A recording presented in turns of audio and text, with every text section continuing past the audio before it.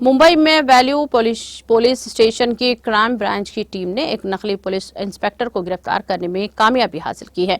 महेंद्र कुमार हेमाराम पुरोहित की mobile phone की दुकान है। इसकी दुकान पर आकर एक शख्स ने बताया कि वो मोबाइल फोन खरीदना चाहता है।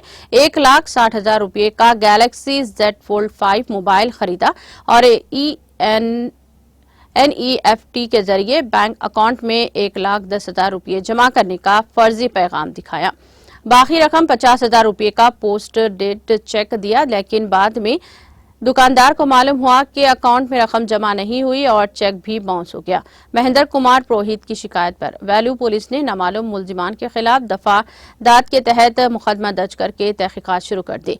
तफ्तीश के बाद पुलिस ने मोहम्मद फैजुल हसन शेख 28 साल को भोएडा पाड़ा वसाई ईस्ट से हिरासत में ले लिया। जब मुलजिम की तलाशी ली गई तो पुलिस इंस्पेक्टर्स के जेरे इस्तेमाल 3 खाकी वर्दियां मिली। पुलिस ने मुलजिम से 1,60,000 रुपये मालियत का मोबाइल फोन कब्जे में ले लिया।